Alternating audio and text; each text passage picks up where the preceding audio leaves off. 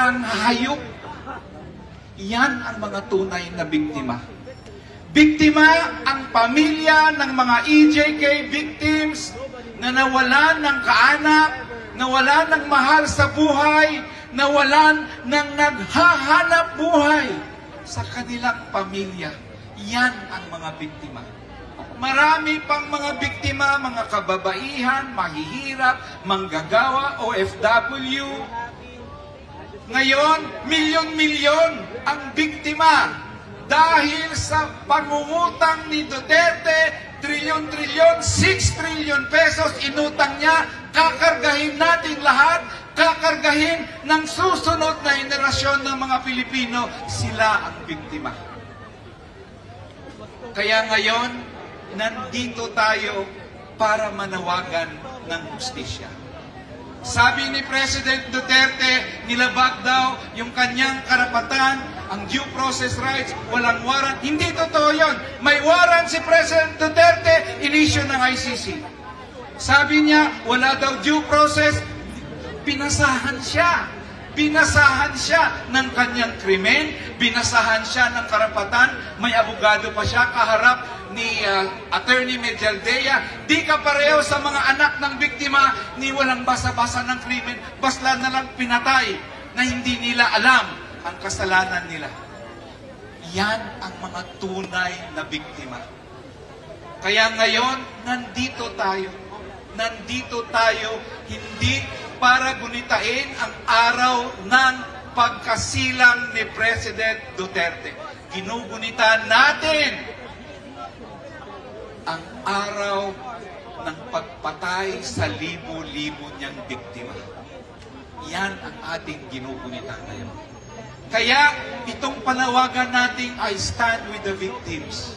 Sana lahat ng mamamayan may ganito tayong panawagan. Duterte panagutin. Ang white ribbon na ito, sana gagawa tayo ng mga white ribbon katulad nito. Simbolo ng pangangad natin ng hustisya. Pupunuin natin ang buong bansa ng white ribbon para pagpakita sa tindig ng mamamayang Pilipino na dapat lang may hustisya sa Pilipinas at dapat si Duterte ang una na makatikim ng hustisya na yan. I stand with the victims, Duterte panagutin.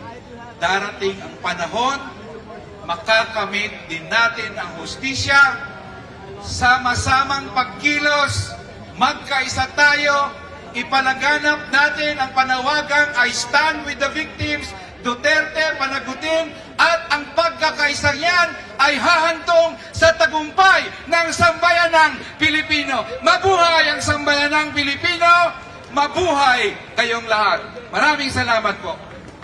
Maraming salamat po, Attorney Nery. Muli po, mula po sa Bayan Mono Party List, first nominee, Attorney Nery Colmenares. Siyempre po, maraming salamat din po kay Nanay Emily. Ang buong kasapian po at ang lahat ng nandito ay nakikiisa sa pakikidalamhati ng lahat ng biktima ng war on drug ni Duterte. Siyempre po, mula sa kalunsuran hanggang sa kanayunan, nalalasa si Duterte. Ang mga biktima ng pambobomba noong Marawi, pagdeklara niya ng martial law sa Mindanao at sa pilitang pagpapasara ng mga lumad school, pakinggan naman po natin ang panawagan at hustisya ni Amira Lidasan ng Sandugo, isa rin pong makabayan senatoriable candidate. Assalamualaikum po sa inyong lahat. Alam ko po ang pagsasama-sama natin dito ay ang pagpikis ng mga pamilya na biktima at ang mga kasamahan po natin ng mga aktivista na nakikibaka para sa karapatan, para maningil at panagutin si Duterte at ang mga kampon niya na nagsulong ng mga EJK pagpatay sa taong bayan. Kami po na mga kapatid ninyong Moro ay hindi nagbe-birthday. Kaya nalulungkot po ako doon sa ibang mga kababayan namin na nakikisama sa birthday party ni Duterte. Birthday party, ano po ba ang kanilang pinagbubunyi? Ang pagpatay sa mga kapatid naming Moro? Ang pagka-bomba ng Marawi?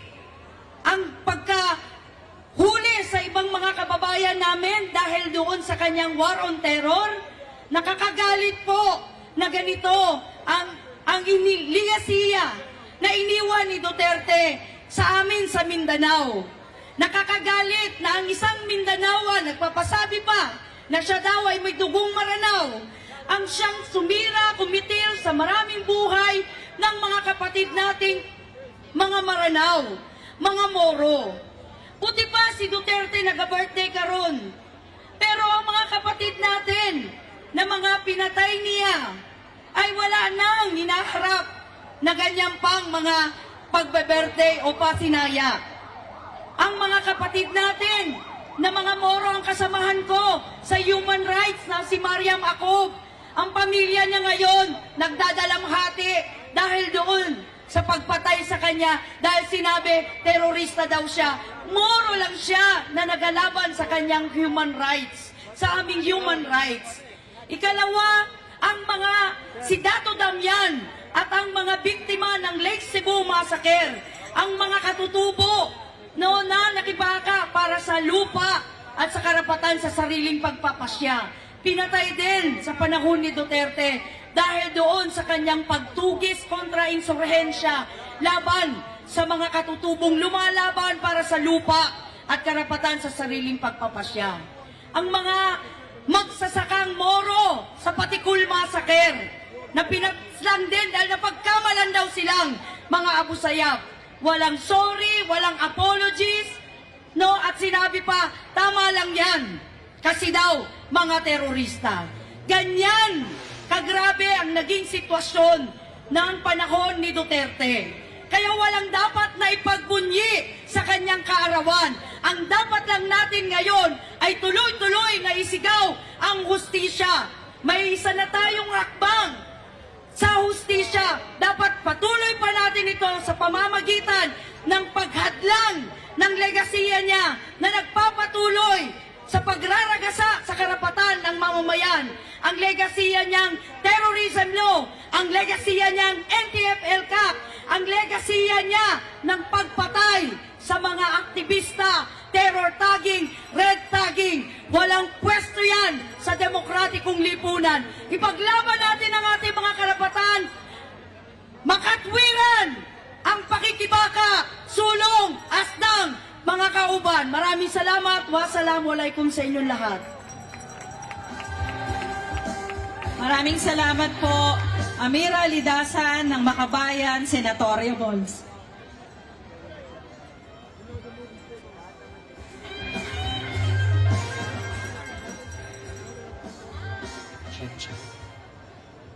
Magandang hapon po sa ating lahat. Ako po si Jeffy mula po sa ACT Teachers. Mag-aalay po ako ng isang tula para sa ating lahat.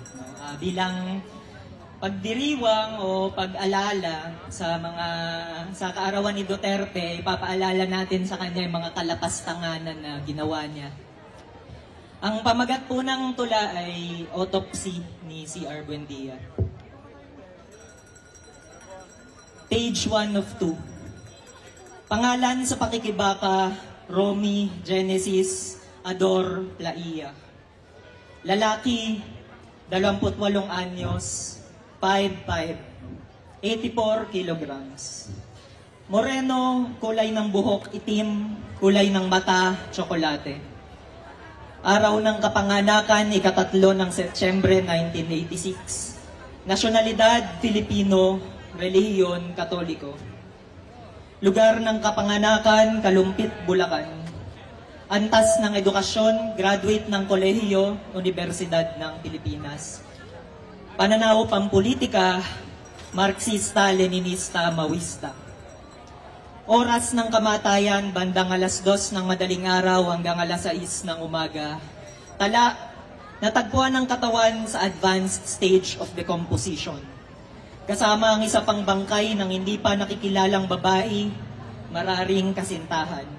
Sanhi ng kamatayan, komplikasyon mula sa multiple gunshot wounds, pagkalunod. Napagalaman sa pagsusuri na sa 27 tama ng bala, 3 ang fatal o naging sanhi ng kagyat na kamatayan. Isa sa kaliwang dibdib, isa sa malapit sa atay at isa sa ulo sa ibabaw ng kanang mata. The last shot was fired at close range. Bukod sa nabanggit, nakitaan din ng ilang mga pasa ang katawan ng lalaki. Tiyak na mula sa paghataw ng matitigas na bagay.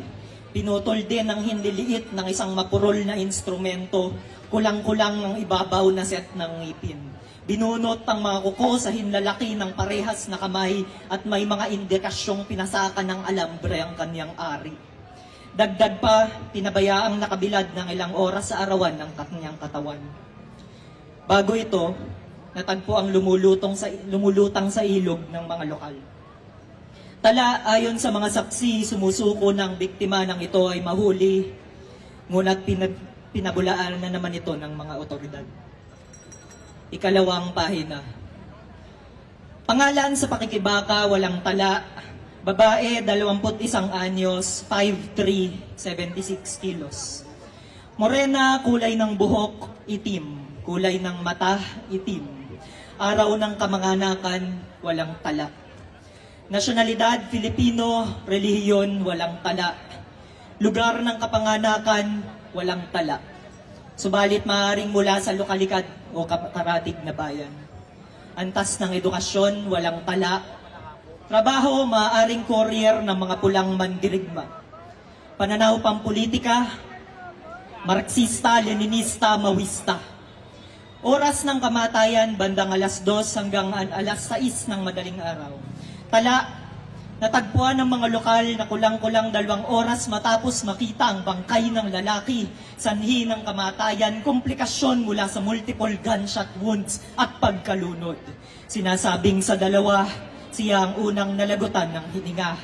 Marahil dahil na rin sa mahinang konstitusyon. Isang balang dumaplis sa kanyang puso, may mga pasa sa kanyang buong katawan, sa mukha, sa dibdib, sa tiyan, sa braso, sa binti, pati na rin sa pulsuhan mula sa 1 oras na pagkakagapos. May mga sugat sa kanyang ngalangala mula sa pagkain ng bubog ng bumpilya. Bilang ng tama ng baril, 15. May indikasyon rin ng pagsasamantala. Maliban dito, lumabas sa otopsiya na siya ay 3 buwan nang nagdadalang tao. Tala, isa sa mga nakatiligtas nila ang kasama ang nag-ulat. Nahuli siyang natagpuan, 2 nakasubsob sa damuhan. Wala nang buhay, subalit magkahawak kamay. Kahit sa huling saglit, pinabulaan na naman ito ng mga otoridad. Yun lamang po at maraming salamat. Maraming salamat po, JB Kitain, mula sa All UP Academic Employee Union Diliman. Ngayong araw naman po, syempre, makakasama muli po, sinsinin po natin ang ating mga hanay. Itaas po ang ating mga panawagan, iwagayway ang ating mga bandila. Muli po tayong magsama-sama at ipunin ang atin pong bulto dito sa harapan nang sa ganun po ay kita po natin at kita ang atin pong pagkakaisa. Ngayong araw naman po ay kasama natin ang iba't ibang organisasyon mula sa Timog Katagalugan. Marami sa kanila ang naging biktima at patuloy na nakakaranas ng pandarahas dahil sa NTF-ELCAC. At nang ipinasang anti-terror law, kasama tayo na tuloy-tuloy pa din ang paniningil sa nangyayaring Bloody Sunday na noon pang 2021 sa kalagitnaan ng pandemya. Pakinggan naman natin ang kanilang mga tagapagsalita, sina Mags Camoral ng Bayan Muna Party List, 6th nominee, JPEG Garcia, Kabataan Party List, 3rd nominee.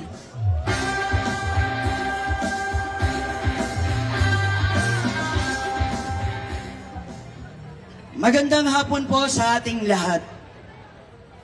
Ako po si Mags, isa rin sa biktima ng Bloody Sunday Massacre, March 7, 2021.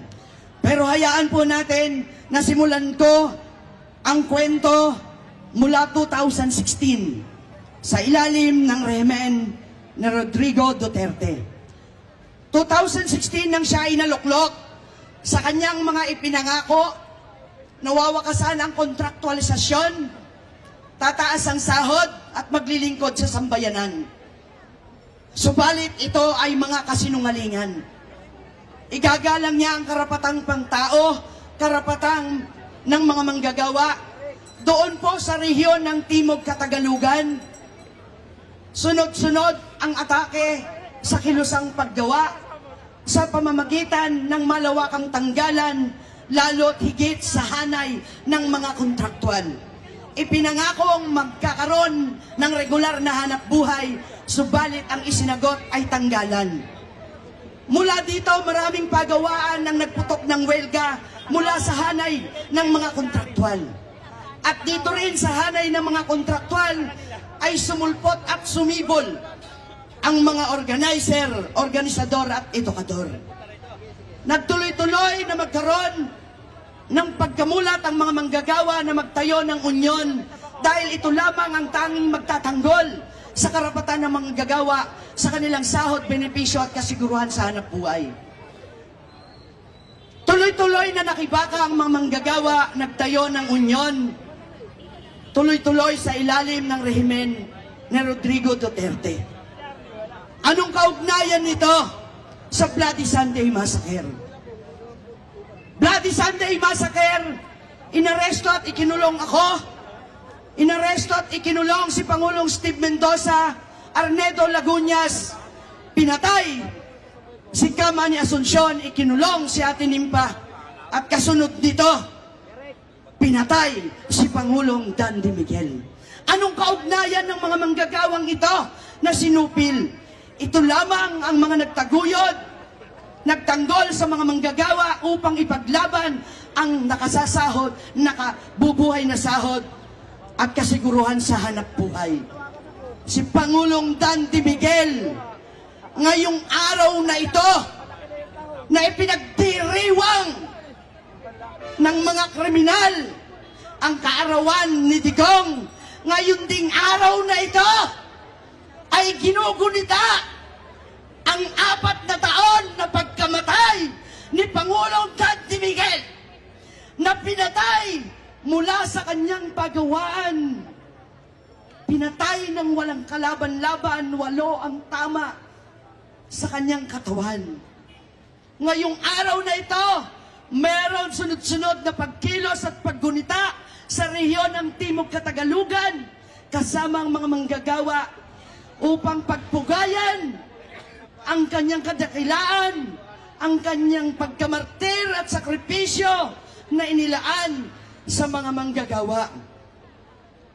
Buhay na buhay si Pangulong Dandy sa aming diwa.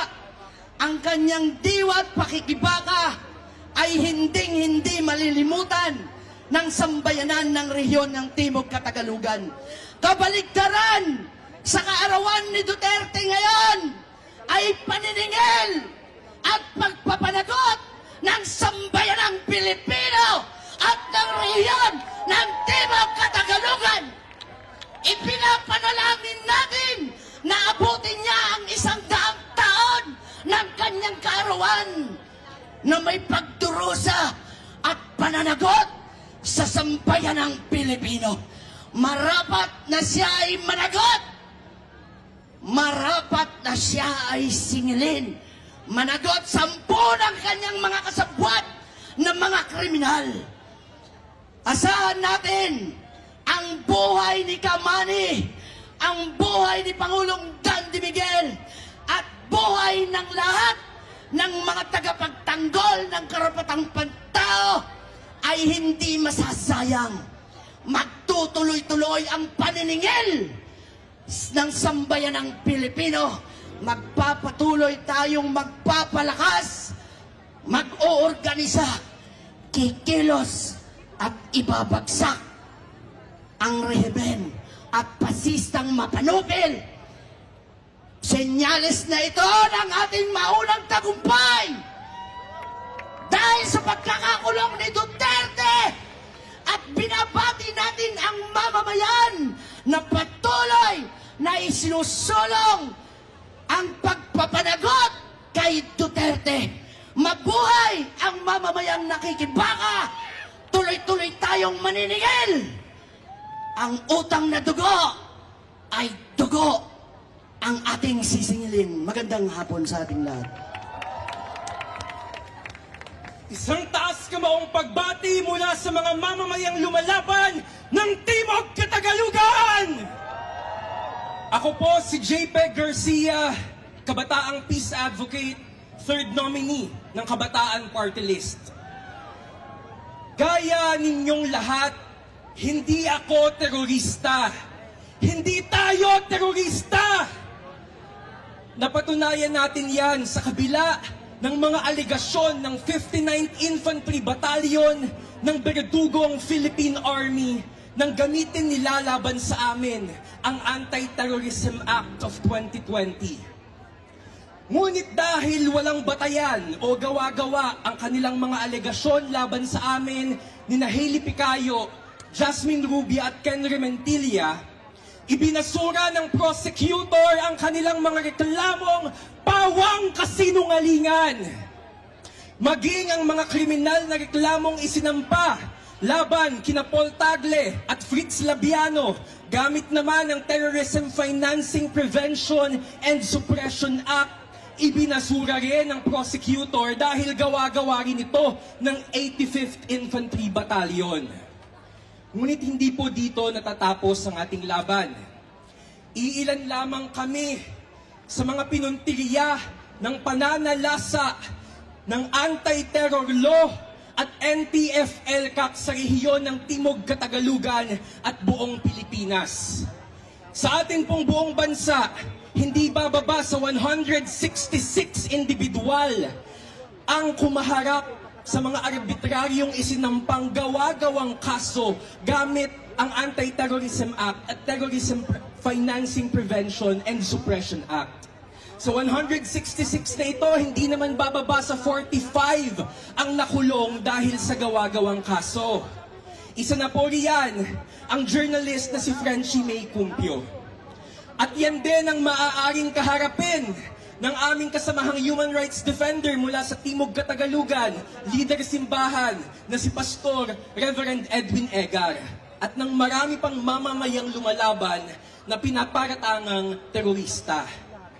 Simula noong likhain ni Rodrigo Duterte ang NTF-ELCAC sa pamamagitan ng Executive Order 70, sinalanta tayo ng papatinding de facto martial law na ipinagpapatuloy ni Marcos Jr. sa kasalukuyan. Ibig sabihin, bagamat hindi hayagang deklarado, damang-dama ng taong bayan ang pasistang lagim ng administrasyon na nagdadala ng militarisasyon sa kanayunan at mga komunidad, red tagging, at iba't ibang paglabag sa ating mga fundamental na karapatan.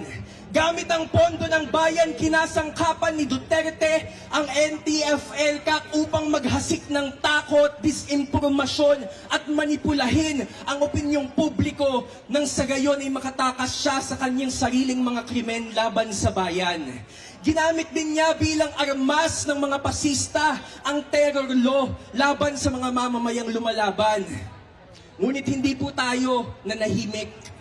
Patuloy na lumalaban ang mamamayan. At habang nabubulok na siya sa the Netherlands, maniningil ang taong bayan.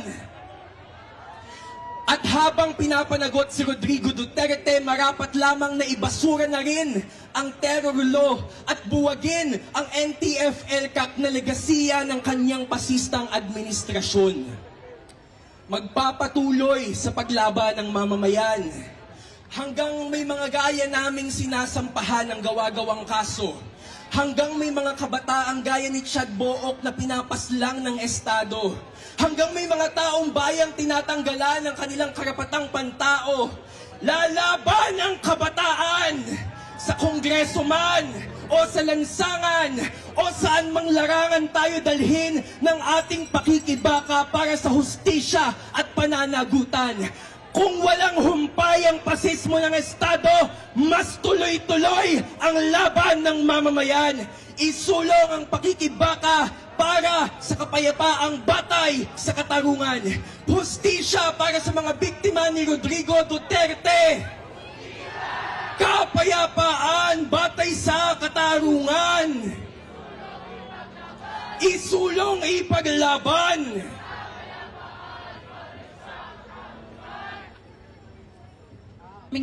Maraming salamat po. Napakinggan natin mga kasama, napapanahon at talaga at nararapat na sagutin ang isang berdugo na patuloy na pumapatay. At syempre, itinutuloy ni Marcos ang ginagawa na pagpatay sa ating mga manggagawa at mga kabataan.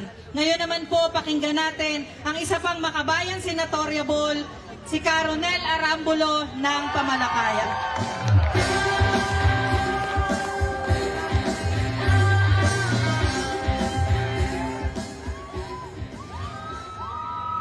Itigil lang pamamaslang, katarungan ipaglaban. Ngayon ay ika-80 kaarawan ni dating President Duterte. Habang nagse-celebrate ng kanyang birthday, ngayon ika-80 kaarawan, marami sa ating mga kababayan ang hindi na nakakapag-celebrate ng kanilang kaarawan. Kung si Duterte ay umabot ng 80 taon, nakakagalit, nakakalungkot na meron tayong mga kababayan, meron tayong mga kasamahan na 4 na beses lamang pinag-birthday. Sa katauhan ni Althea Barbon, marami 5 taon, 7 taon, 17 taon ay pinaslang sa panahon ng panunungkulan ng berdugo na si Rodrigo Roa Duterte. May mga pangyayari nabibili lamang ng paghanda sa kanyang kapatid para sa kaarawan. Pinaslang ng mga hambog ng mga pulis. Si Kian de los Santos, 17 years old, nagmamakaawa. Tama na po, may exam pa po ako bukas. Pero pinatay pa rin ng mga hambog ng mga pulis. Si Car Arnaiz, isang valedictorian, sinira ang kinabukasan dahil dito sa Peking War on Drugs. Ganito katindi, kalaki ang kasalanan ng administrasyon ni Duterte sa sambayan ng Pilipino. Alam niyo po, yung mga pulis, napapakayayabang. Nagkukwentuhan pa po, minsan sa isang rally, nagkukwentuhan po sila, sabi, nagpaparamihan po sila kung gaano kadami yung kanilang pinatay. Napapakayayabang, napapakahambog. Alam niyo po, sa hanay ng mga pulis, itinanim sa kanilang utak, nakahanga-hanga kapag hindi ka nakukonsensya, kapag ikaw ay patuloy na pumapatay ng walang konsensya. Sa mga pulis na nakikinig ngayon dito, lagi niyong tatandaan, kahit libo-libo pa ang inyong pinapatay, hindi kayo nakakahanga. Ang tunay na nakakabilib ay iyong pumapatay ng mga salot dito sa ating lipunan. Kaya itigil-tigil nyo yung inyong makahambugan.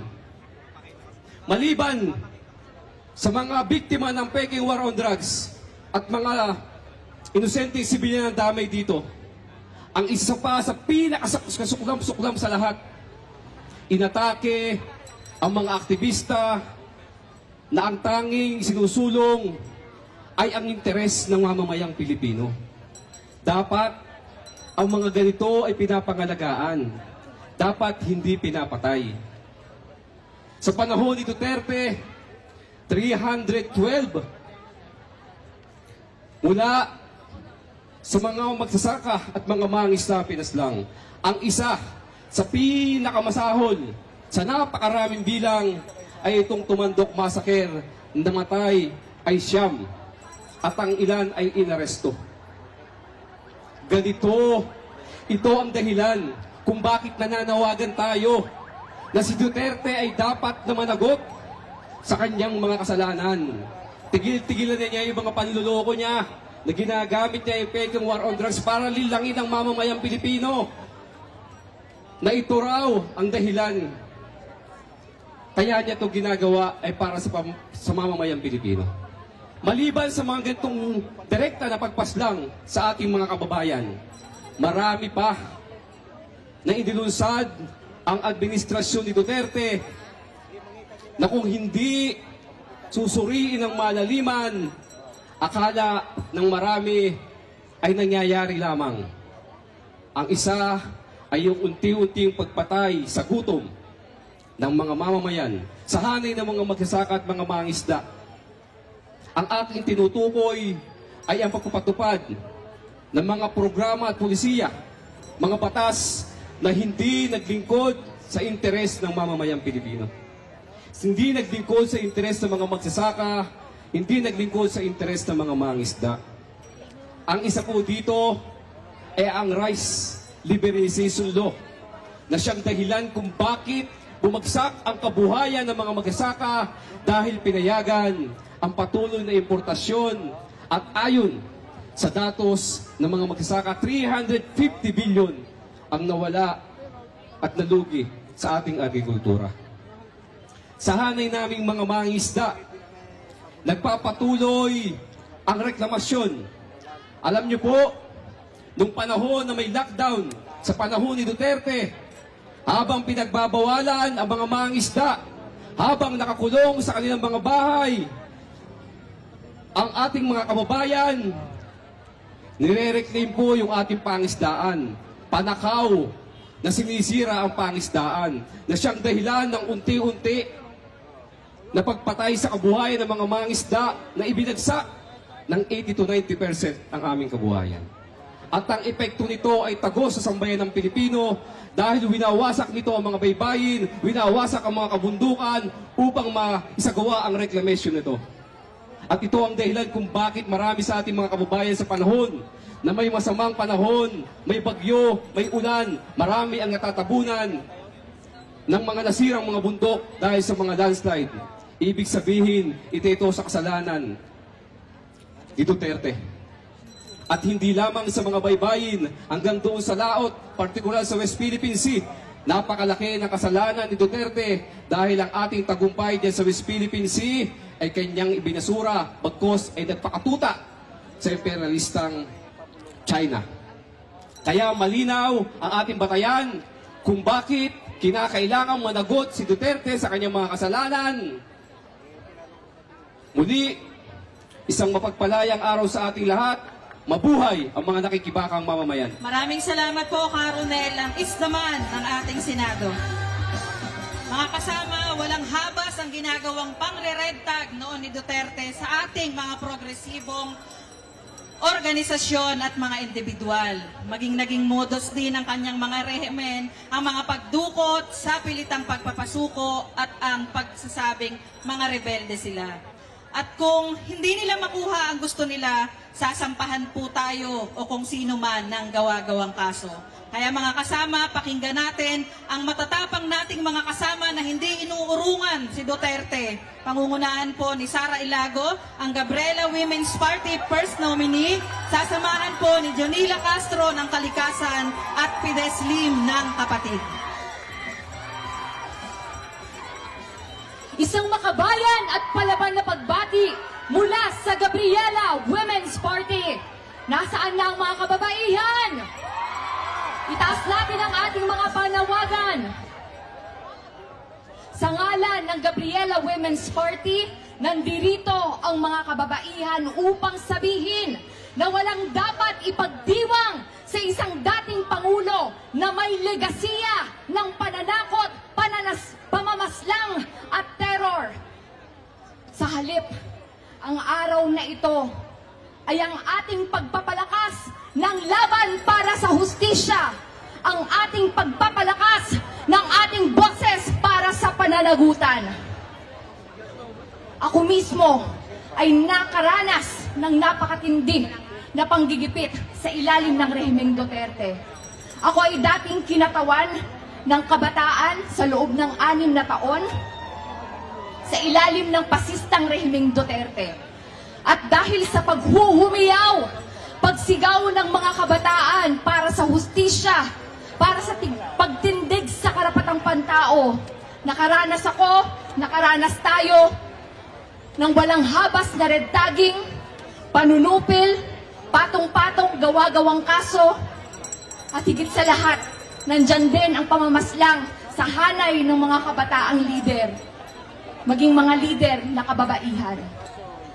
Kaya naman, ang sabi ng mga ilang nagkarawan ngayong araw, bring him home para kay Duterte. Papayag ba kayo?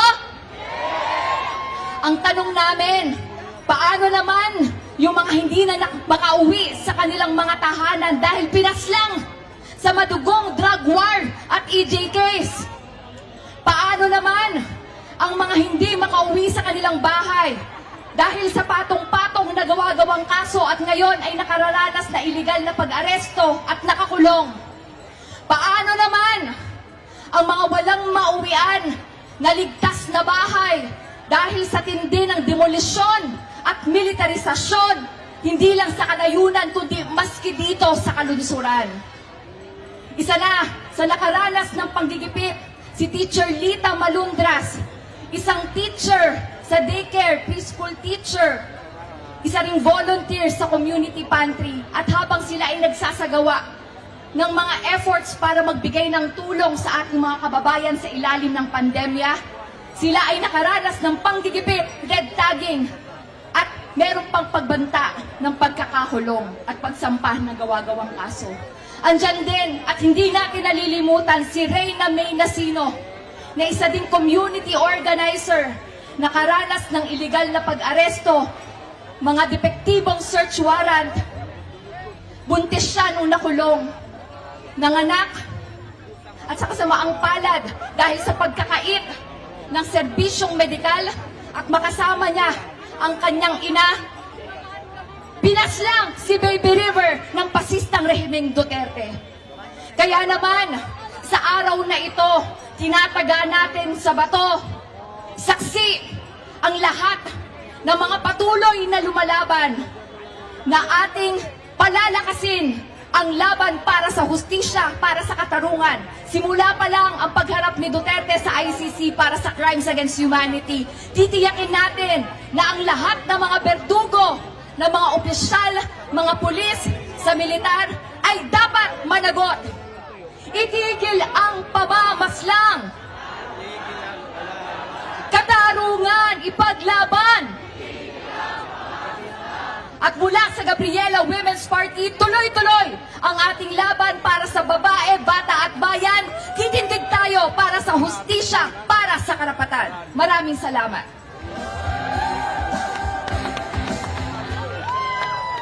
Buti pa si Duterte, alam ng pamilya niya kung nasan siya. Samantalang ang mga pamilya at kaibigan ng mga tinukot sa ilalim ng kanyang administrasyon, hindi na mabilang ang mga araw at gabi ng paghahanap at pangungulila. Buti pa si Duterte, may karapatan pa rin sa kabila ng madudugo niyang mga kamay. Samantalang ang mga biktima ng sapilitang pagkawala at pagpasurrender, tinanggalan at nilapastangan ng mga karapatan. Subalit anong pinapakita ng modus na ito ng pandurukot at pagpapasurrender? Bakit sunod-sunod ang pagdukot at talamak ang pagpapasurrender noon ni Duterte? At bakit pinagpapatuloy ito ni Marcos Jr.? Pinapakita nito ang malaking kaduwagan ng Estado sa mamamayang lumalaban. Alam nilang hindi matitigatig ang ating paninindigan, ang paninindigan ng isang mamamayang minulat sa katotohanan ng bulok na lipunan at handang baguhin ito. Takot ang Estado kay Steve Abua, kina Cha at Elgin, kina Dexter at Bazu, kina Norman at Lee, kay Mariano Holongbayan, kay William Nariosa, kay Felix at James, at sa lahat ng mga aktivista at organisador at sino mang mamamayang lumalaban.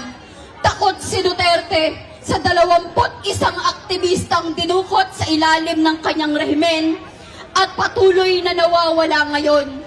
Ganon din si Marcos Jr. sa 14 na dinukot sa kanyang administrasyon. idinaan nila sa desperadong krimen ng pagdukot at sapilitang pagpapasuko. Idinaan nila sa makahayop na torture ang mga biktima para baliktarin ang kanilang paninindigan at para takutin tayong lumaban.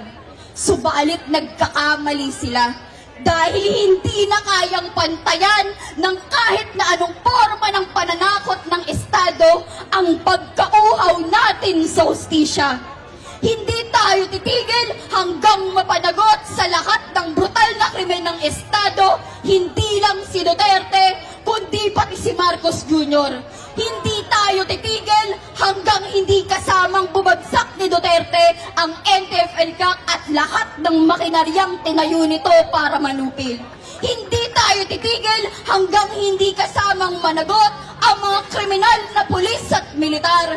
Hindi tayo titigil hanggang hindi bumabagsak ang burokrasya ng mga mapagsamantala at pasista. Hindi tayo titigil hanggang makamit ang hustisya at pagbabagong panlipunan na ipinaglaban ng mga kasama nating winala nila. Ilitaw ang lahat ng biktima ng sapilitang pagkawala. Hustisya para sa mga biktima ng sapilitang pagkawala. Marcos singilin!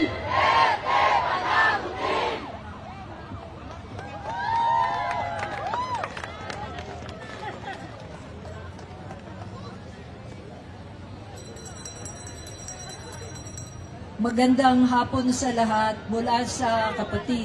Kami ay ang support group ng Families and Friends of Political Prisoners. Ngayon, gusto ko lang susugan yung nasabi dito ni Sara, bring him home. Actually, si former President Duterte is already home. At ngayon ay natutulog na siya sa sahig. Okay? Ngayon, meron kaming gustong regalo sa kanya. Kasi syempre, kailangan naman bigyan natin siyang, dahil naging presidente siya, no, bigyan natin siya ng mga kandila. Pero ang kandila niya ay hindi lamang 80, kung hindi 30,000. Hindi ko lang alam kung paano niya mahihipan yan. Kasi bawat kandila na 30,000 for every day. Ngayon, babasahin ko itong pahayag ng mga bilanggong politikal mula sa bikutan. Dapat managot ang dating Pangulong Rodrigo Duterte at mga alipuris niya sa mga malulubhang paglabag sa mga karapatang pantao. Pinakamalubha sa mga paglabag na ito ang maramihang extrajudicial killings o pagpatay sa labas ng prosesong hudisyal. Pinakamalaking bulto nito ang mga 30,000 na pinatay sa takbo ng tinawag na gera kontra droga sa ilalim ni Duterte. Umaasa tayo na hahatulan ng International Criminal Court na guilty o may sala si Duterte ng krimen laban sa sangkatuuhan at papatawan ng angkop na parusa. Huwag nating kaligtaan ng isa pang bulto ng mga biktima ng extrajudicial killings ay ang mga aktivista ng mga progresibong organisasyon. May mga kaso rin ng mga hinihinalang pinuno ng CPP at NDF na nadadakip ng buhay, subalit pinapatay sa halip na ikulong pa. Wala pang hakbangin ginagawa ang gobyernong Marcos dito. Dapat panugutin si Duterte at ang pangkatin niya sa mga pag-aresto, pagkulong at conviction ng mga bilanggong politikal batay sa mga gawa-gawang kasong kriminal tulad ng pagpatay at illegal possession of explosives na hindi pwedeng mapiyansahan. Sa ilalim ng panunungkulan ni Duterte, umabot lampas ng 800 ang mga bilanggong politikal. May mga ilang nakalaya na dahil pinawalang sala sila ng mga korte, makaraan ang 6 hanggang 8 taon. Pero marami sa kanila ay nakakulong pa o convicted na. Pinakawalang hustisya o gross injustice ang conviction ng mga bilanggong politikal sa mga krimen ginaman nila ginawa. Palayain ang mga bilanggong politikal ni Duterte. Palayain ang lahat ng mga bilanggong politikal, katurungan para sa mga biktima ng EJK, Duterte, panugutin at parusahan sa mga krimen laban sa sangkatauhan. Thank you.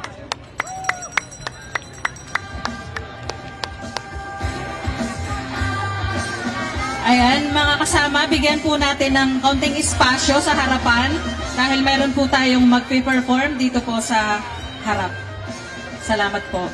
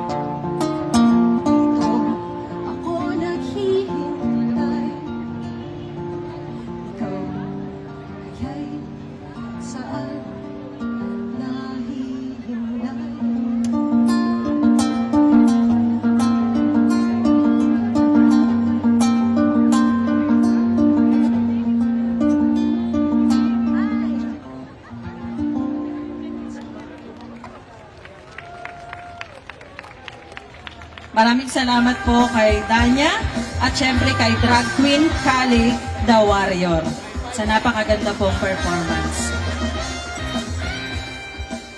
Mga kasama, alam po natin na palpak, hindi siyentipiko at militarista ang naging pagtugon ni Rodrigo Duterte nang hinambalos tayo ng pandemic. Maraming mga kabuhayan ang nawasak, pamilyang nagutom, at syempre nalanta din po ang Parmali scam at iba pang mga katiwaliang sangkot siya. Kasapakat rin siya sa makasalimuot ng ating mga kabuhayan. Syempre kasama rin po ang mga tsuper na halos mawalan ng kabuhayan noong pandemya at itinuloy pa rin po talaga ang jeepney phase out. Kaya mga kasama, pakinggan po natin upang panagutin ang mga kasapakat niya mula sa sektor ng kalusugan, si Nico Obra ng National Children's Hospital at Filipino Nurse United. Sasamahan naman po ng sektor ng transportasyon, si Kabong Bailon ng Piston.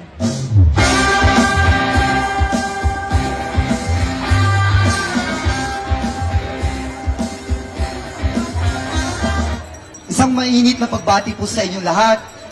Ngayon pong araw na ito ay inaalala natin at nakikidalamhati tayo sa mga naulilang pamilya ng biktima ng EJK at sa lahat ng mga namatay na biktima ni Duterte.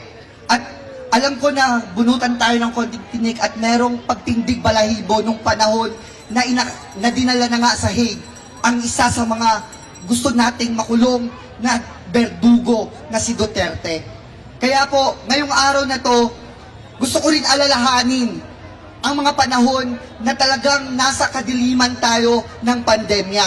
Ako po ay isang ICU COVID nurse noon at isa po muna akong kontraktual na nakita ko po na kailangan namin ang malakas na sistemang pangkalusugan sa mga oras na yon. Dahil hindi lang po libo ang namatay, at ito po ay sobrang dami ng namatay at napabayaan dahil sa maling tugon sa pandemya. Naniniwala ba kayo na hindi tama ang militarisasyon na ginawa ng Duterte administrasyon? Naniniwala ba kayo na dahil sa militarisasyon na yon, lahat tayo, hindi lang ang mga COVID patient ang nabiktima, kundi tayong lahat. Dahil sa buong mundo, tayo lang naman po ang may pinakamahabang lockdown na naapektuhan nga po ang ating mga kabuhayan at pati ang ating mga sariling kalusugan. Naaalala ko noon, may mga nag-chat sa akin sa messenger na tulungan daw sila kasi hindi nila alam paano makakapunta sa hospital. Naghihingalo ang kanilang pamilya, naghihingalo ang kanilang kamag-anak dahil walang transportasyon, wala silang masabihan or mapuntahan. Ang lockdown na yun, ang daming hanap buhay ang nawala dahil sa sobrang tagal at sobrang walang binigay na maagang ayuda, kagutuman at sakit ang nadanasan natin. Totoo po yun. Bilang nurse, nakita ko na gusto nating tugunan ang kakulangan sa medical, pero kulang po yun. Ang ginawa ni Duterte, ginawa niya ang pagsupil sa ating lahat. Habang tayo'y naka-lockdown, habang tayo'y nakakulong, mabaliw-baliw sa loob ng ating mga bahay, sila naman po ay nagpapakasasa, nagpapakayaman, kasama ang mga negosyanteng kaibigan niya. Naalala niyo po ba ang Parmali anomaly? Meron bang nakulong doon? Wala. Walang nanagot kahit na nung mga panahon na kailangan namin ng PPE, kailangan namin ng mga test kit at libreng mga gamot. Walang naibigay. Pero ang naibigay ay ang mga mahal na mga at mga hindi quality mga PPE na nag-cause ng maraming pagkamatay, hindi lang ng mga pasyente, kundi mga doktor at nurses. Kami pong nasa ICU COVID, mga ward at mga matatapang na nagsasakripisyo, kami pa po ang namatayan ng mga kaibigang nurses at mga doktor. Ang militarisasyon na ginawa ng Duterte administrasyon ay nagdulot ng pagkamatay din ng ilan ng mga community doctors, kagaya ni Dr. Zara Alvarez at ni Dr. Rose at lahat ng mga community doctors na pinaglalaban lang ang karapatan ng ating mga Pilipino at ang ating kalusugan. Mahinang-mahina ang pagtugon sa medical na atensyon at lalong nawala ang mga nurses at ang mga doktor dahil imbis na ibigay ang mga benepisyo at itaas ang sahod doon sa kapulisan at sa lahat ng mga militar, ibinigay ang pabuya. Marami po sa atin talaga ang nakita natin na nawawala na ng pag-asa sa sobrang tagal ng lockdown na yon. Pangalawa, hindi lang talaga EJK ang problema at yan, lockdown na yan. Talagang yung korupsyon at lahat ng mga ginawa nilang negosyo, ang pandemya para, alam niyo yun, yung tayo na mahihirap, lalo tayong humihirap at lalo tayong magkasakit. Kaya ngayon po, nag-aalala kami kasi tuloy-tuloy pa rin po ang pagpapabaya, tuloy-tuloy pa rin po ang kawalan ng responsibility, accountability ng gobyerno. Tuloy-tuloy pa rin ang gobyernong Marcos sa pagpapabaya sa sistemang pangkalusugan ng ating bayan. Kailangan po natin ng aksyonan ito dahil naghihingalo po ang sistemang pangkalusugan at kailangan natin singilin ang Marcos at Duterte. Kailangan na-convict si Duterte sa milyon at sa daming pinatay na mga at naging biktima ng maling pagtugon sa pandemya at mga korupsyon na ginawa nila. Maraming salamat po at sana po patuloy lang tayong umasa na maging mabuti pa ang sistemang pangkalusugan natin dito sa Pilipinas.